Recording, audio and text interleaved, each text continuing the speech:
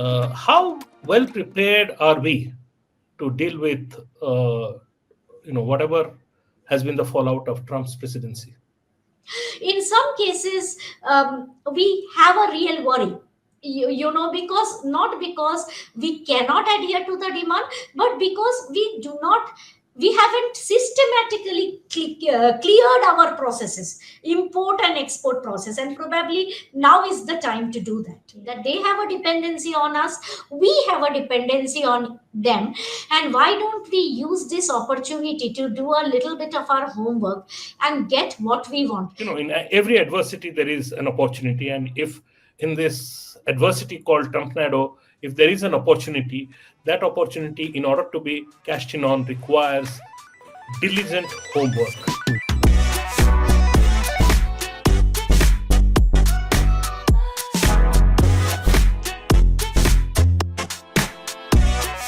Hello and welcome back. In this edition of the Tracking Trends, we turn our focus to a topic that everybody is talking about: US President Donald Trump and his tariffs. And to do that, I have with me Professor Arpita Mukherjee of the Indian Council for Research in International Economic Relations, an independent think tank that advises the Indian government on several critical economic and trade affairs. Professor Mukherjee has been there for nearly 25 years, during which she has engaged on many activities at a governmental level across geographies, be it the ASEAN, the European Union, the United Kingdom, and of course, the United States. Thank you, Arpita, for joining us. Let's start asking you with the question: where do things stand? Because they change every day. So, as we speak, where do things stand? uh, as we speak, thank you very much for inviting me for to this show, first of all, Rajesh. And as we stand in a very very disturbed kind of a situation where we are moving away from any trade rules, yet we are trying to create trade rules. Now Trump comes up with his ideas every day, and some of them he again goes backward in those ideas. Like now he has said that tariff may not be imposed on goods which are under the trade agreements with Mexico and Canada. That's the latest development. So where it stands, if you look at a country like Vietnam, which has a trade agreement with America, maybe today is more protected, or Korea, maybe today is more protected than who we are, who doesn't have a trade agreement with the US. So not having a trade agreement is kind of robbing our level of protection. Also, if you look at our importance of US in our trade basket, then why are we so worried about Trump? It is one of our largest export market, not only in goods and services.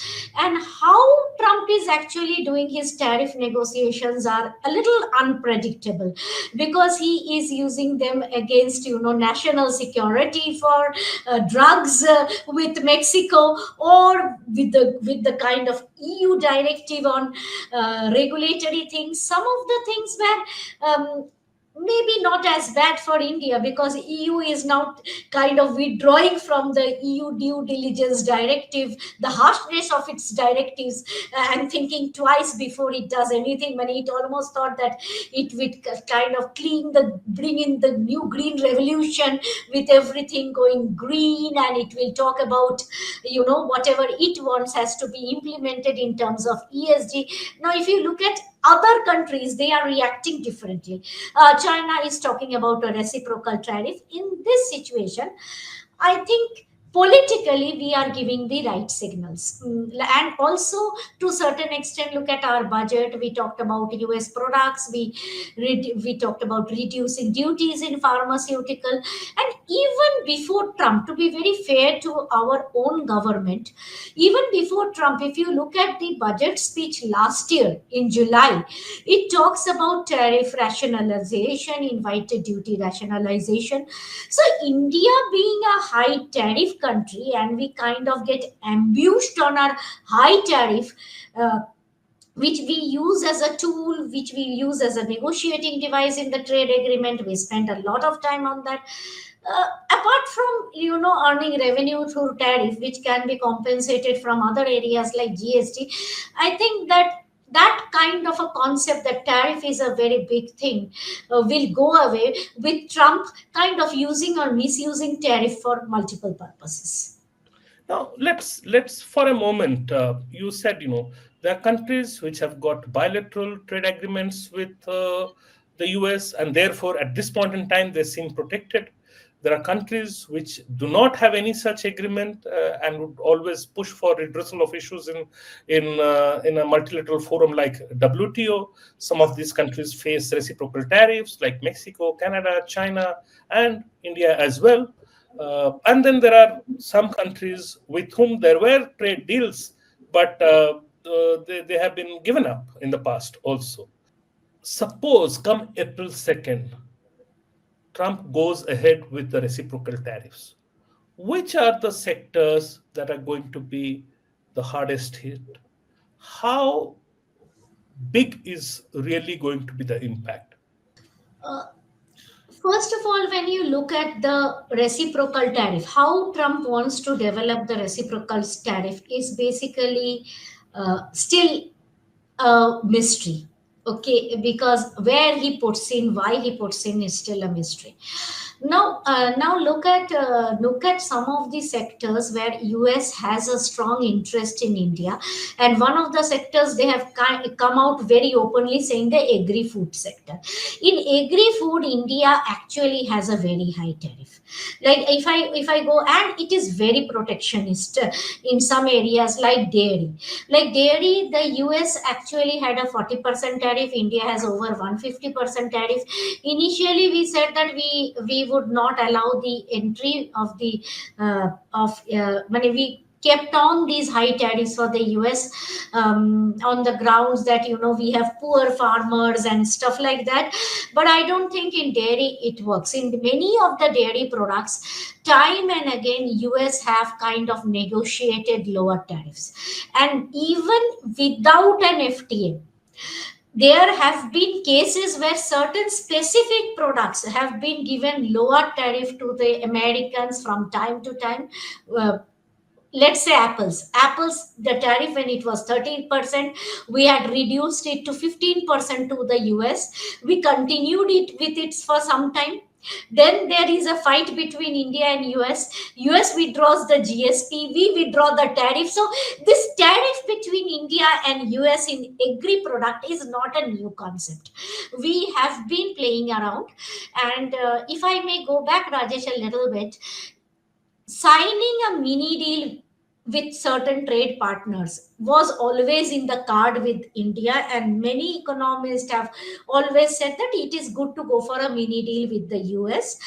And the reason they wanted a mini deal was that a comprehensive US agreement requires a lot of regulatory commitment, which India finds difficult to meet. So therefore, a mini deal maybe in goods and services, all these visa issues, very, very limited ask list with the US, frankly speaking, because if you look at the US market, it is a relatively open market. So on our side, we had a limited ask list. On their side, they had a massive ask list. And if you want to really look through their ask list, you have to look at the USTR report, which Yeah. they come out every year. And if you look at the report in the last 10 years, India chapter is becoming thicker and thicker. So the intensity in which they go deeper into the policy is where you would see the negotiation. So item wise negotiation, now coming to item wise negotiation, is not a new phenomenon. We did a mini deal with Australia, we did a mini deal with Thailand. So doing a mini deal is not a new concept. And India was very much in both sides, I must say. Even the US So, level of policymakers. just to make it clear, when you say mini deal essentially is that you do not enter into a comprehensive trade agreement. I mean, Ah, which let often me ends up covering everything else. A mini deal, in some cases, it could be very sector specific or a little more than sector. specific, right? Mini deal will be something where, like India, I will give you some examples to demonstrate. Like India, Thailand, early harvest had only 82 product categories. If you look at India, Australia, it touches upon many things. Like it touches upon goods, services, investment, but left all the controversial sectors for future negotiations. So whatever was difficult, let's not talk about it. To a certain extent, the US mini deal is also looking at either side of the product categories where you have an export interest. So basically, the negotiations is like the one that they negotiated mangoes for Harley Davidson. If you may have read that always in the newspaper. So there they kind of put a ban on our mangoes, and we said please remove the ban and we will go through the process. Okay, said they said okay, fine, allow Harley Davidson. So the negotiations may be within the same group of commodities, like agriculture to agriculture. They may be across group of commodities, or they can be even that we may negotiate, okay, fine, give me, I am willing to give you dairy, but please allow my IT professionals a little bit of stability, to not be so bully on the mode 4. And if you see Trump has been pretty open on the mode 4. So he's not taking away all the goodies, he is giving you some goodies. So he is telling you that look, if you have studied in the US and all those stuff, I'm going to give you a direct green card. So look at the goodies he is giving vis-a-vis the threats he is putting, because that's how the negotiations happen. So you may be so we already reduced it on whiskey. I mean, who knows that why would you reduce it on whiskey for the US and not for the UK? That's we don't know. But now that whiskey is reduced, with they may come for the wines. So whiskey, wines, almonds, apples will be negotiated against maybe steel and aluminum. So that's how you negotiate. So it can be within product, it can be across products. That's what he wants to look at. So tell me, as you explained, Trump's notion of reciprocal tariffs is not just exactly that, let's say, we impose 20% duty on Apple imports from US. Reciprocal tariff doesn't mean that US will impose 10% import duty on Apple. They may do that vis-a-vis certain other products. So, they could do that with steel that is being imported from India. They could do that with pharmaceutical products. So reciprocal doesn't mean good to good matching, right? No. So we don't and therefore what Trump will target, we don't know yet. Yeah, we don't know. But one thing is, it is not good to good matching. It may not be good to good matching. That is where Trump has been very clear. And that is where Canada has been very clear. Canada said, if you put tariff on my X product, I'm going to put tariff on the Y, on orange juice. So, look at the selective products that they are targeting. And the products target that Canada did was also not only looking at the product category, but also sensitivities, constituencies that have voted for Trump. So the way you discuss the tariff and you negotiate the tariff is very geostrategic. And Trump is going to negotiate tariff, and US has earlier also negotiated tariff across products, like, and he's very open. I negotiated mangoes for Harley Davidson, and it was actually true, they did it. So they may now put it on our textiles and apparels, because an industry which will go bonkers if they put a tariff there. Steel, aluminum may impact them much more, but apparel, it's a final product.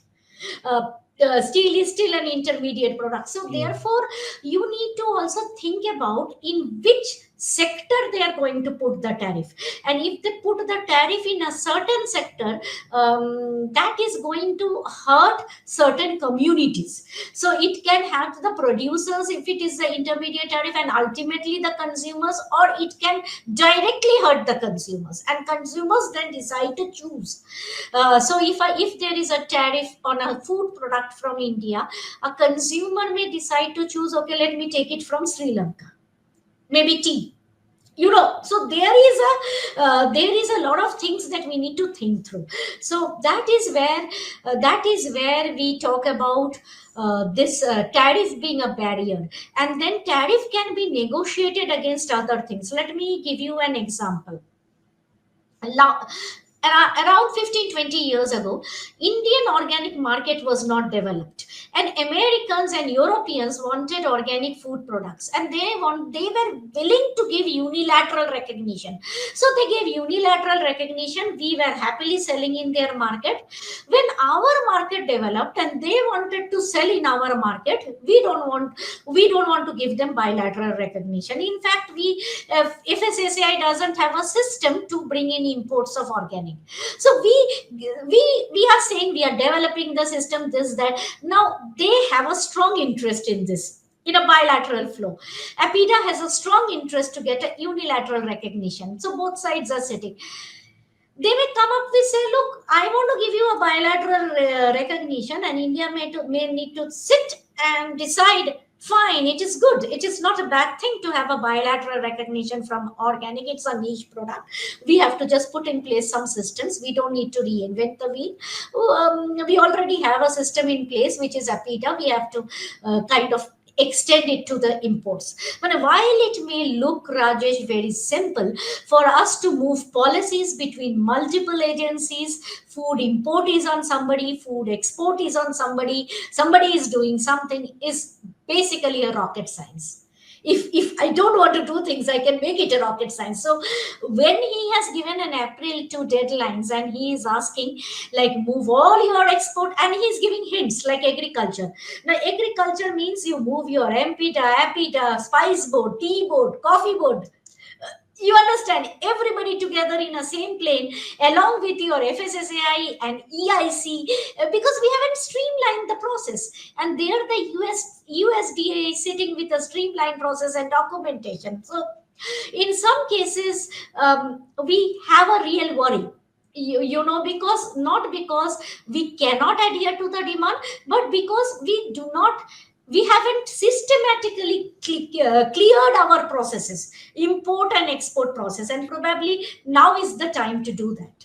I mean, actually, you have argued in the past that agri-food is an area where uh, a pact could be mutually beneficial for both sides, provided we get our homework and we do our homework well enough, and provided we get our house in order. Uh, Let me ask you, in all of this, because you have worked with governments and multilateral organizations, how well prepared are we to deal with whatever has been the fallout of Trump's presidency? See, India has been trying out with opening up of sectors. If you look at the last 3-4 trade agreements, if you look at the India Australia agreement, we tried to open up wines. Okay, sensitive, it was so sensitive. Now if you look at India UAE, we have a digital trade chapter which was considered. But what India tends to do is, every forum India tends to have a very bargaining position in the past. And USDA goes by history. Like for us, the policymakers change every 5 years, 7 years, but they go by the history. They would not forget that we bargain food security for trade facilitation, and sometimes in the multilateral forum, we were bargaining only with the Americans. If you think about trade facilities by versus food security, was only, and trade facilitation is such an agreement which was beneficial for India, but we still bargained. Now that we are thinking about, now suppose if they have to bargain, no moratorium. I'm giving you they are out of JSI, we are out of JSI, which is the WTO framework for negotiating the e-commerce. Uh, and in IPF also, we are not part of the IPF trade pillar. So we will be, we will be always, what we are trying to do is to always bargain things out of the Americans. This is the first time when, you know and during his previous presidency also, he was always hard hit on bargains and on policy measures. If you Mhm. look at that DPIIT note and the Walmart Flipkart merger and unhappiness, one fine morning, the withdrawal of the GSP, like, he doesn't leave rooms for discussion if the American interest is hurt. So now, by now, we should be aware that apparently what we do should not look at directly hard hitting an American interest. That is first Mhm. point. Second point is we should show an intention to do change. Third is that we need to look at which change is not very difficult for us. Maybe if we open up the, powder milk market, or the, milk market, it can impact our small and medium milk producers. But if we open up milk product or high end cheese or GI product, is it going to do the same impact? I don't think so. So you can really think about de minimis, and America is also giving you a hint. This is the first time they came back and said that open with a quota. Yeah. So you can The Commerce Secretary talked about it. so He they was are also mentioning. they are telling that, okay, fine, we are not going to kind of swarm your market. If you are worried about your farmers, allow us entry with a quota. And so that means they are not looking at a big bang bringing things in there. Emotionally, they don't want to hurt India. They don't want, but emotionally they also doesn't want to hurt the American interest. That the first priority is to protect the American interest. And many companies, American is just one side. If you talk to foreign companies, number of them has said that our tariffs are too high and it is very difficult for them to establish presence. But as you said, optics also are very important in all of this. Do you think the optics from the other side have been the right ones? I mean, for example, Donald Trump threw up a figure. He said the deficit with India is 100 billion, uh, whereas trade goods and services put together, our deficit, the United States trade deficit with India is about what, $45 billion. Then he calls you king of tariffs. Uh, I mean, he has been very dismissive. If I don't want to use the word disrespectful every now and then. So, in such a situation, what is the confidence India can have that it would get a fair deal if it goes for a trade agreement? I think that, look, the approach to it is not, see, basically, if you look at other countries like Mexico, Canada, and some of their approaches, each of them have reacted differently to what the US is saying. Yeah, so there is no commonality in the approach on how you can react.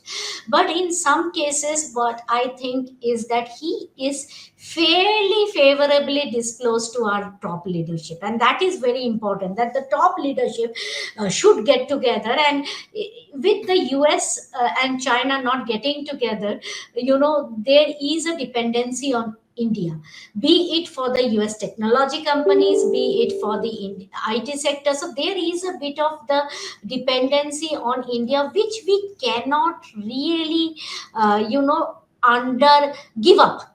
So that is the point we need to think, that they have a dependency on us, we have a dependency on them. And why don't we use this opportunity to do a little bit of our homework and get what we want? But getting a confident mini deal out of this current regime, which secures maybe our IT sector and the sector of our interest, exporting sectors to the US, is not bad for India. That's a big export market. Even if we can get some security on the top 10 export items, and for that we have to give something to them. is not a bad idea. But having said that, it's not important for a big country like India to bulge to pressure. I would suggest that, but we need to do our homework. And sometimes, even giving mangoes and Harley Davidson doesn't make much of a difference. Like, end of the day, what is the suppose if you put a zero duty on Harley Davidson, how many Indians are going to buy it? So sometimes we put duties just not for the fact that it is like 150% duties on automobiles. Money, I don't know why we put 150% of duties on automobile. So basically, bringing it down, maybe with the Trump kind of a push, is not bad for the country. Money, you have to look at the wider interest of why some things we do and where we need to have a protection. Now, let me ask you how optimistic you are that we would actually be able to work out a trade deal. Nobody is talking about a comprehensive trade agreement, right? I don't hear that also coming from the American side. Also, they would also be okay with what you are describing as a mini deal. But what are the chances of securing such a mini deal? What we hear from newspaper headlines is that fall of 2025 is what they're aiming at, and that has to be clear now that okay, we are heading toward a trade deal, and which is what can then persuade the Trump administration to hold back any announcement on reciprocal tariffs on April 2 against India. Is my understanding right? I mean, this is the way we are kind of going about it.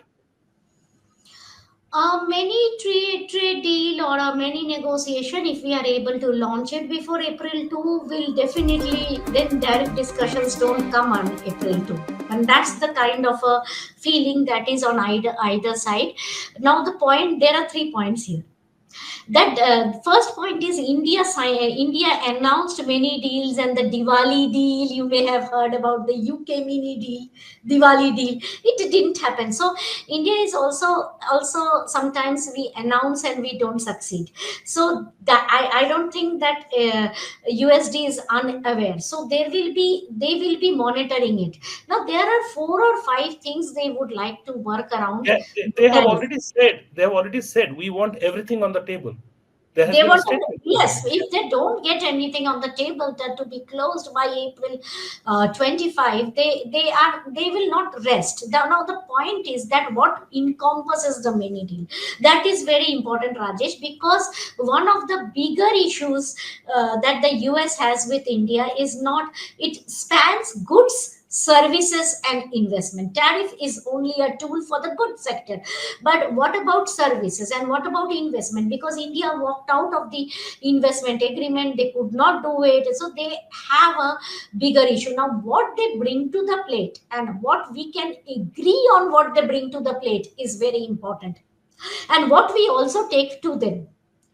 But US is not a very high tariff country, so if we what we can actually ask for is more reciprocal concessions in terms of non-tariff measures. Like Apita has already announced, like I want my unilateral organic recognition to extend to processed food, but Americans are not going to give it to us. They would want a bilateral. So if we are ready with a bilateral, tick, you have ticked one box, like that. So at one point in time, we need to think what is good for us. If a bilateral will not be bad for us also, because we can bring in the ingredient, process in India, sell in America. So that's a possibility. You can create those supply chains. But now we have to think and look at those product specific supply chains which can be developed with the American companies, where India can play a bigger and better role in their value chains, and we get and that I think will be good for the country if we give it a clear thought and take a value chain approach, not like your mango, my Harley Davidson, but more of a value chain approach where we can fit into the value chains of these companies. Thank you very much. There are so many issues, and we can't complete them in one conversation. And I'm pretty sure this is not going to die down so soon. We will come back again. Thank you very much, Arpita. And as I said, the key phrase or key takeaway from all of this is that in every adversity there is an opportunity, and if in this adversity called Trumpnado, if there is an opportunity, that opportunity, in order to be cashed in on, requires diligent homework. What we need to ensure that we get our homework done diligently, and we follow it up with some smart negotiations with the Americans, which is when our interests can be protected, some of their interests can be served, and at the end of it, we can have a more sustainable and beneficial relationship between the two largest democracies of the world. Thank you very much for our audience. Thank you for your patience and watching us.